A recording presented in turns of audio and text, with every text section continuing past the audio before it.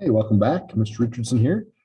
Today we're taking notes on precision, accuracy, percent error, and factor label method. We're going to start off this first part here with our precision, accuracy, and percent error.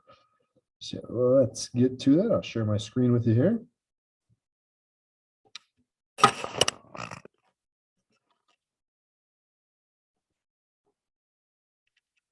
Section 1.3, and again, it's got quite a bit to it.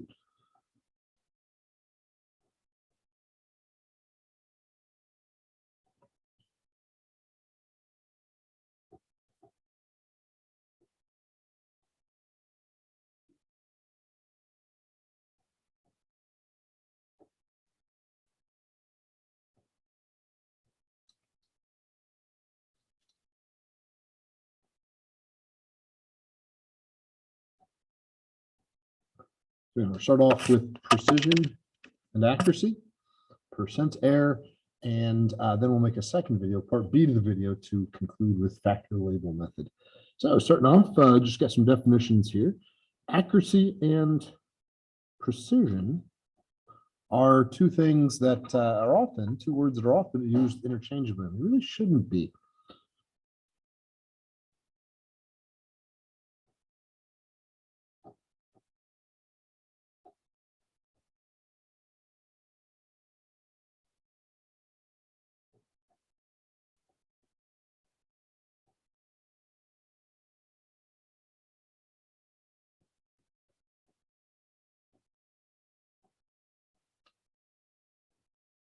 So starting off with accuracy, accuracy is a measure of how close a measurement is to the true value.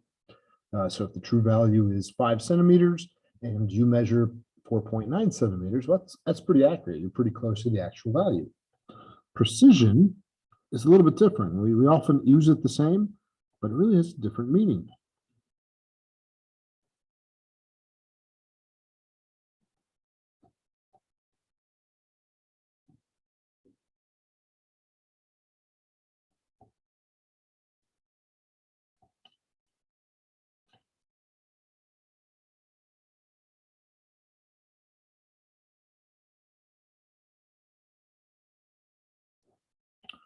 So precision is actually a measure of how reproducible your measurements are. Now, oftentimes people think of the bullseye and, oh, if you hit the bullseye 3 times the exact same spot, you're very precise. Now, that's true, but it's also, I don't know, not in my opinion, not the best way to showcase what precision is. How often are you throwing darts at a dartboard and looking at accuracy or precision? So for accuracy and precision, or for accuracy specifically, draw myself a ruler here, put a couple of tick marks on it, and I'm going to go ahead and draw myself a second ruler.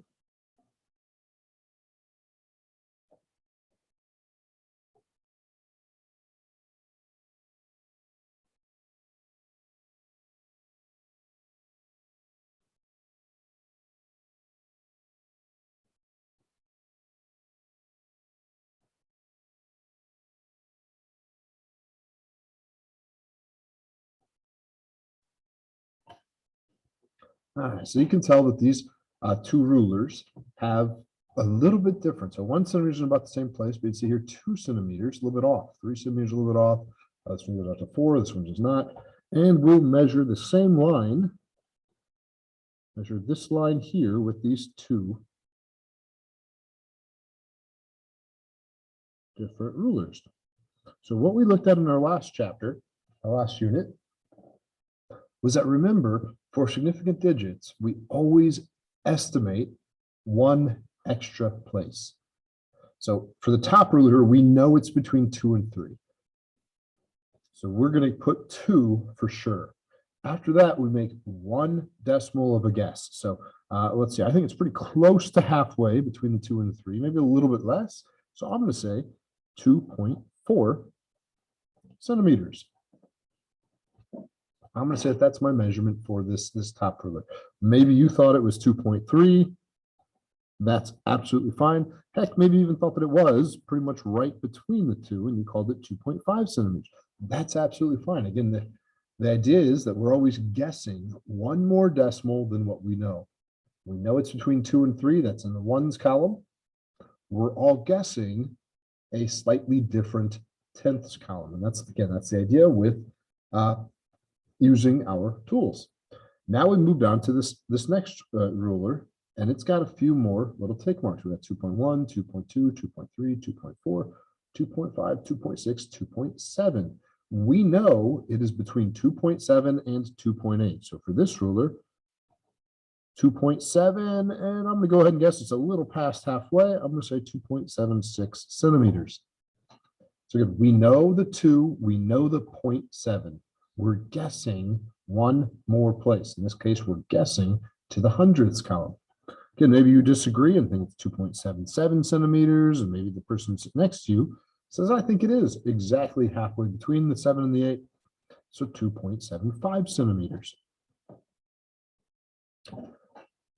So this is where accuracy and precision really come into play. We'll call this ruler A, call this ruler B.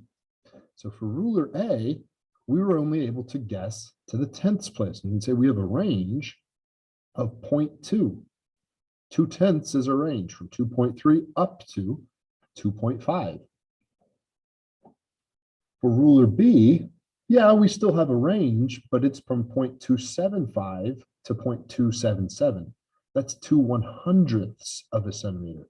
That's a much smaller range. This is a much more reproducible value. So the precision is much better on ruler B than ruler A.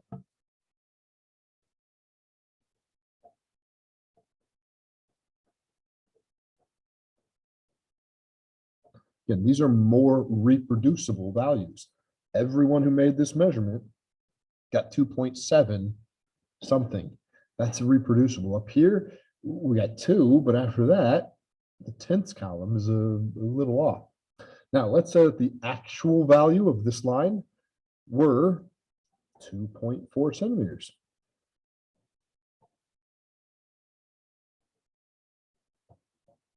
If we have an actual value of 2.4 centimeters, well, okay, this is a more precise ruler, but this one up here is a more accurate ruler. It's much closer to the accepted or the actual value. So in this case,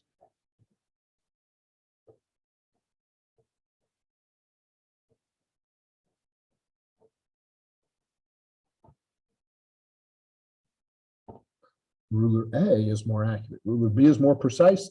Ruler A is more accurate.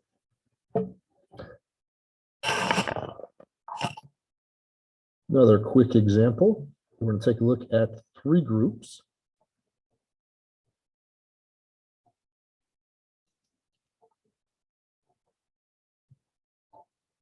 And we're going to say that they each did 3 trials. Trial 1, trial 2, and trial 3. And let's say they're calculating density.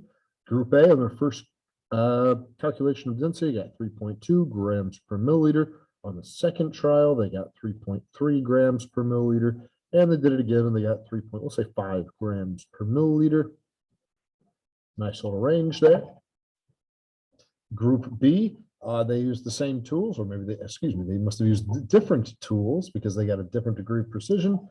They got 4 grams per milliliter, 5 grams per milliliter, and we'll say 3 grams per milliliter.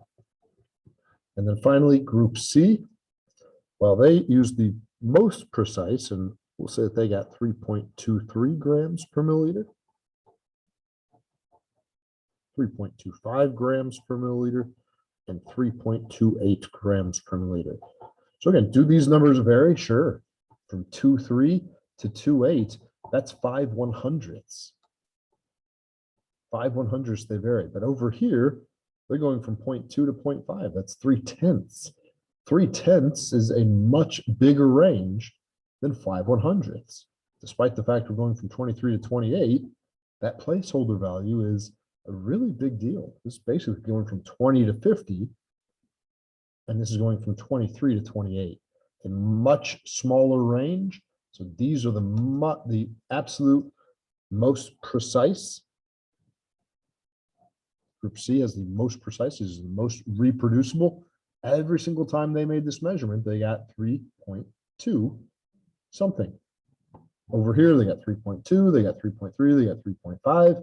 And then these guys right here, 4, 5, and 3, man, they were just not precise at all. They have range much, much greater. Now, let's say that the actual value of the density was 3.2.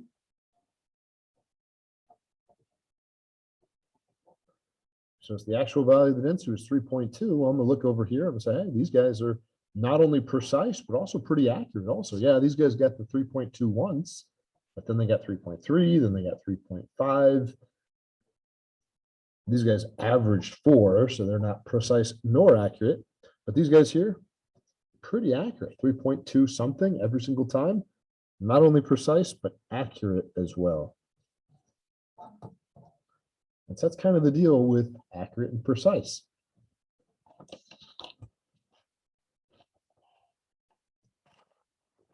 Next up on this part of the notes,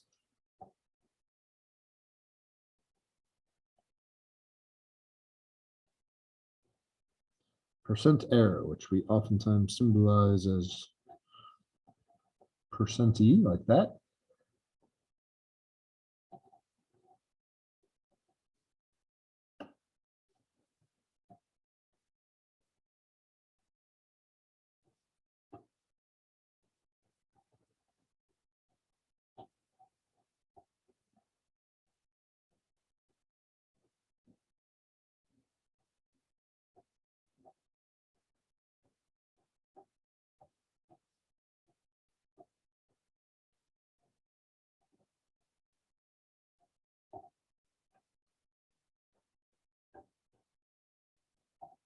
So the percent error is a measure of how close our experimental value is to our actual value. And what I mean by how close is we're going to calculate it.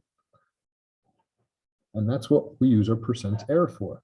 The reason why we need to change it into percentage is because you might say, hey, I think it is exactly 10 miles from downtown, from where I'm sitting right now, downtown Indianapolis. If the actual value is 12 miles, you're like, wow, you're off by 2 whole miles. 2 miles sounds like a lot. On the other hand, if I estimate the distance from New York to San Francisco, and I'm off by only 2 miles, it's the same 2 miles I was off by my guess from here to downtown, but it's a much smaller miss. You're like, wow, you got that pretty accurately if you were able to guess the distance from New York to San Francisco. So 2 miles could mean completely different things, depending on if you're talking about from here to downtown or from New York to San Francisco. They could mean completely different things. And that's why we put it into a percentage to calculate it. So we can see, relative to the final distance, how far were we? So the way that we calculate it, so percent error is equal to the absolute value of the actual value minus your experimental value, whatever you got in the lab. And then finally, you're going to divide that by the actual value and multiply it by 100%. So the absolute value brackets mean that it really doesn't matter what order you put these two in. Heck, I might have got them backwards right here. It doesn't really matter. EV minus AV or AV minus EV, it does not matter. We're looking for the absolute value between them. So just find the difference between them, and that'll give you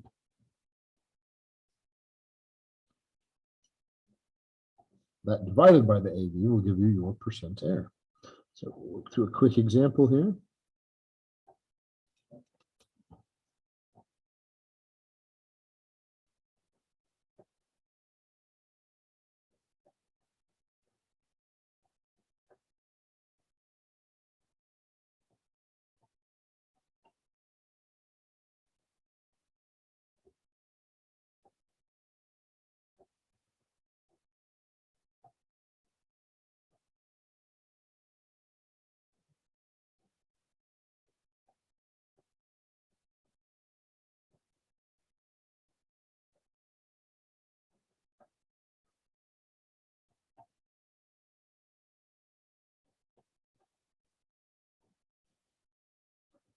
All right, so here's an example of a percent error problem. You determine the boiling point of water to be 98.6 degrees Celsius during your lab. The accepted value is 100 degrees Celsius. What is your percent error? Something I like to do is I like to identify my variables. So the experimental value, we went into the lab and we experimentally got 98.6 degrees. The accepted value or the actual value is 100.0 degrees. And we're looking for the percent error. So that's a question mark. All right, so our formula from up above.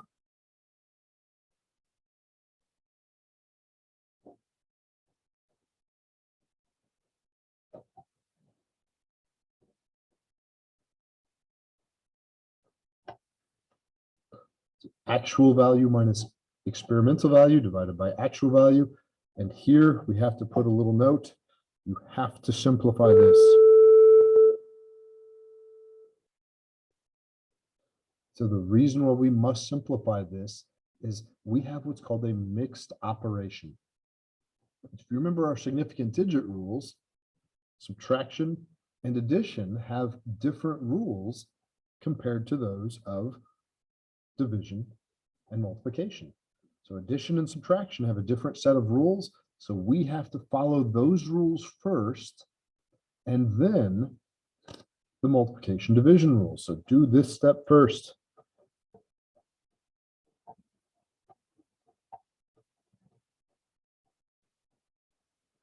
Do this step first and show this step. Show this step. All right. So our percent error, we can go ahead and plug in our variables. I got an accepted value of 100.0 degrees minus my experimental value is 98.6 degrees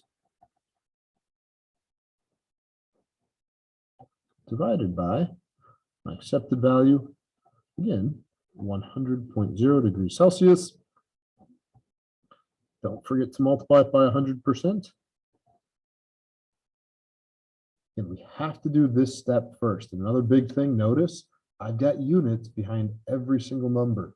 That's worth half a point every time. So make sure you're taking your time, setting out up properly, and watch for units. Again, it's something I take off points for. All right, so I'm going to start by doing my subtraction step. And again, no point in doing this in my head. I mean, I'm sure I could, but got this handy dandy calculator, might as well go ahead and do it. So 100.0 minus 98.6. I'm getting 1.4. So I'm going to simplify 1.4 degrees Celsius divided by 100 degrees Celsius. So again, we had to do that step first because it actually changes our number of significant digits. Remember, the rule when you're adding or subtracting is that it doesn't matter how many significant digits you have. It matters where the last one is. This one's in the 10th place. This one's in the 10th place. So our final significant digit is in the 10th place. 1.4 degrees Celsius. What doesn't matter is that you have 4 total digits and that you have 3 total. That doesn't matter. That only matters for multiplication and division. And the first thing we have to do is a subtraction step. So there, it's okay that we're only ending with 2 significant digits. That's perfectly all right. That's to be expected. And again, that's actually why we're doing it that way. Now we can do the division step. 1.4 divided by 100.0 times, don't forget to multiply by 100% at the end. There I got my 1.4. The unit there is percent. Degrees Celsius kind of canceled out. Degrees Celsius divided by degrees Celsius is 1. So 1.4%. 2 significant digits, 4 significant digits. Now that we're working with division and multiplication, it's the total number of digits that matter, not the place that they have. So I have 2 there, 4 there. I'm going to be limited to just 2. There's my 2. And there's my answer. Again, important that you show this step here. It's important that you simplify this particular part of the equation. The reason being, if you just did this all as one big step, you might think, hey, it's multiplication division. The number of significant digits is what's important. So 100.0 minus 98.6 divided by 100.0. This has 3 digits. This has 4. This has 4. You might think that you should have 3 digits in your final answer. And you shouldn't. You should only have 2. So doing that subtraction step first is very important. All right, so that wraps up our first part of the notes, part A. I'll be back in the next video to go over part B with you. But until then, have a pleasant afternoon.